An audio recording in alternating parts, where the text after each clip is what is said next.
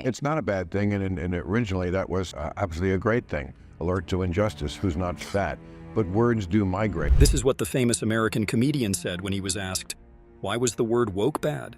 Today we're diving into a fiery debate that's been sweeping across social platforms about woke culture, and who better to explore it than the ever-controversial, always outspoken Bill Maher.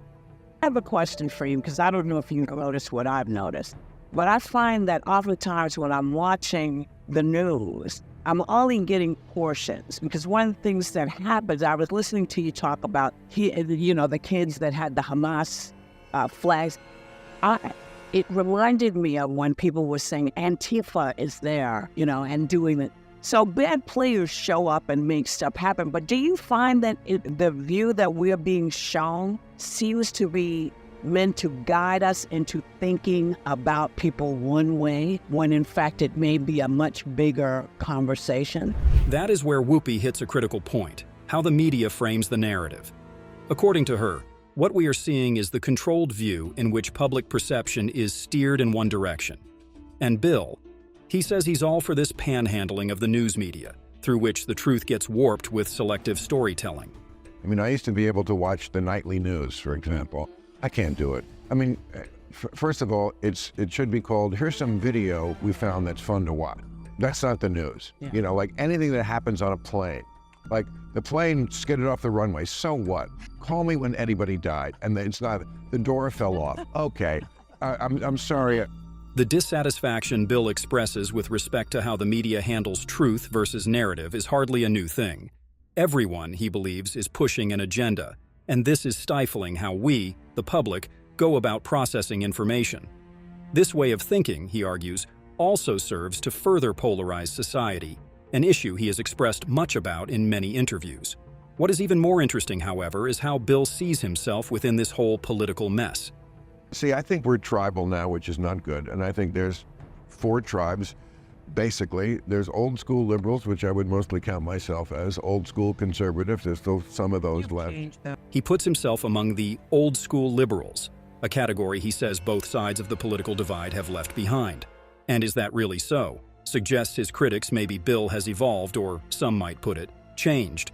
Liberals respond to that versus the woke. Liberal view of that was, for compassion's sake, we're the liberals, for compassion, let's get these people off the street. That's not the view of the, whatever word we're going to come up with for this. Their view of the homeless is they're an endangered species that needs to be protected in their natural habitat, living their best life under a bridge.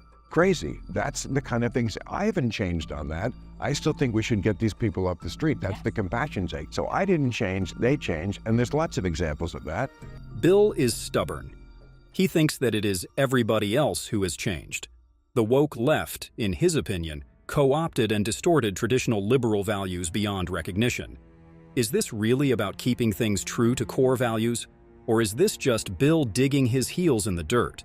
Even magnificent political wins are swept under the rug because it is too mundane to keep viewers attentive. This is how, according to Bill, woke culture has become such a runaway train because the media is feeding it the sensational instead of the substantial. Not a bad thing, and originally that was absolutely a great thing. Alert to injustice, who's not fat? But words do migrate. He doesn't deny the good intention at the word's genesis. In its first usage, it was all about social awareness, how to recognize injustice. But, as he astutely points out, words evolve. Woke has been hijacked, used by factions outside of the black community, and now bears an altogether different significance. But words do migrate, and although that's what the word means in the black community, it has migrated beyond that and has a whole other meaning now. Maybe the girl who hates girly stuff just needs to learn that being female doesn't mean you have to act like a Kardashian. Maybe childhood makes you sad sometimes, and there are other solutions besides hand me the dick saw. Well, Bill is not shy about the opinions in matters of gender identity, so calling out what he feels is the woke culture's obsession with it. Here, he gives us a very provocative take. He thinks, at times, these gender identity issues are blown way out of proportion, where complex problems may come with simplistic solutions. And that is it for now, folks. Another pot stirred by Bill Maher when it comes to panning everything, or so he says in his woke culture and media panache, and now gender politics. But what do you think?